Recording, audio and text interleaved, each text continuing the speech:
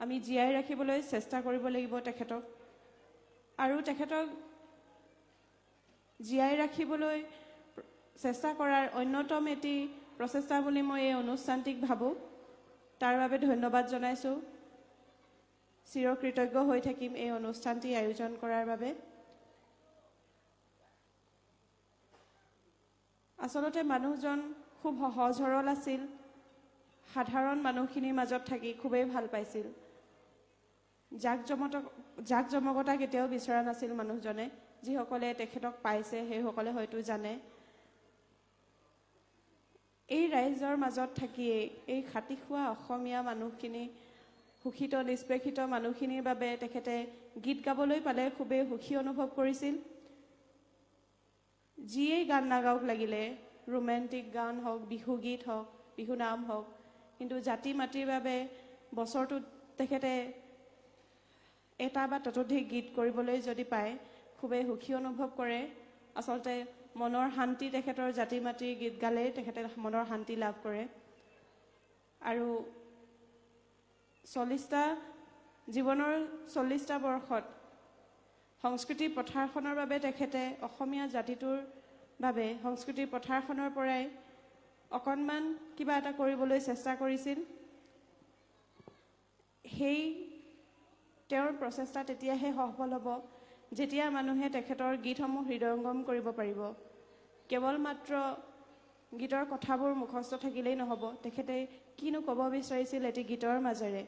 সেই তাৰ সাৰমৰ্ম আচলতে বুজাটো উচিত বুলি মই ভাবোঁ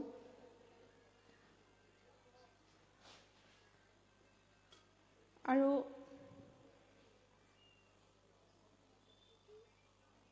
বিহু আহিছে বিহু আহি আছে বা প্ৰত্যেকটো মুহূৰ্ততে আচলতে তেখেতৰ উপস্থিতি মই অনুভৱ কৰোঁ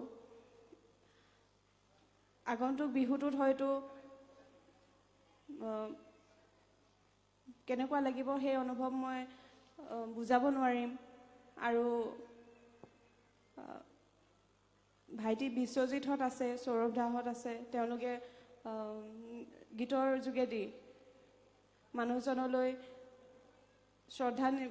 নিবেদন কৰিছিল মৰম যাচিছিল সৌৰভ দাই নিজৰ ভাইটি বুলি মৰম যাচিছিল বিশ্বজিতে নিজৰ ককাইদেউ বুলি মৰম যাচিছিল তেওঁলোককো ধন্যবাদ জনাইছোঁ ৰাজীৱ দা জীৱনকালত তেখেতৰ লগত ষ্টেজ শ্বেয়াৰ কৰা সকলো বাদ্যযন্ত্ৰীলৈ মই ধন্যবাদ জ্ঞাপন কৰিছোঁ তেখেতৰ হৈ বহু বছৰ তেওঁলোকে মানুহজনৰ লগত বাদ্যসংগত কৰি আহিছিল মই কেতিয়াও ভবা নাছিলোঁ এনেকুৱা এটা দিন আহিব যিটো দিনত মই তেখেতৰ সুৰণৰ অনুষ্ঠানত এনেকৈ আহিবলৈ পাম বুলি কেতিয়াও ভবা নাছিলোঁ আৰু নিবিচাৰিছিলোঁ আচলতে যি কি নহওক আজিৰ এই অনুষ্ঠানটোত আহিবলৈ পাই ৰাইজক দেখি মোৰ ভালো লাগিছে মনত যথেষ্ট সাহস পাইছোঁ আগন্তুক দিনতো আপোনালোকৰ এনে মৰম আমি আশা কৰোঁ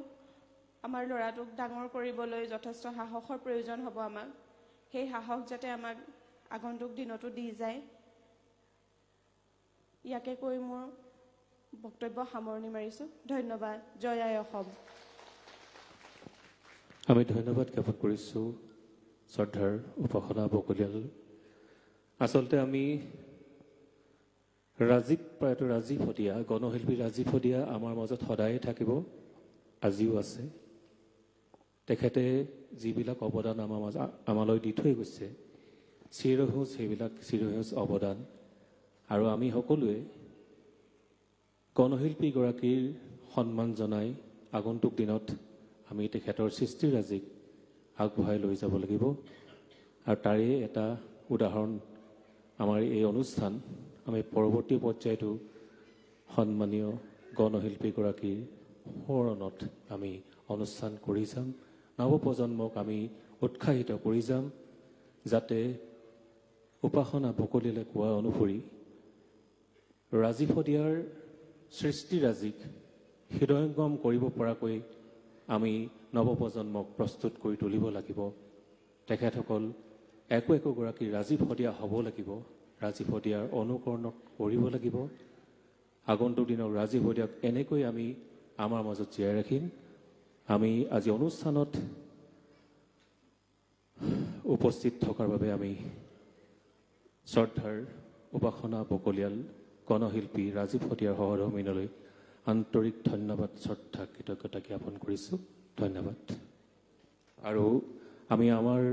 আয়োজক সমিতিৰ তৰফৰ পৰা অকণমান সন্মান জনাব বিচাৰিছোঁ এখনি চেলেঙেৰে। উপাসনা বকলিয়ালক সন্মানেৰে আমাৰ মঞ্চৰ পৰা আসনাধিষ্ঠিত কৰিবলৈ অনুৰোধ জনাইছোঁ। আৰু পৰৱৰ্তী কাৰ্যসূচীলৈ আগবাঢ়ি যাব বিচাৰিছোঁ। আমি প্ৰাৰম্ভিকতে আমাৰ মাজত উপস্থিত ভালেমান সময় হ'ল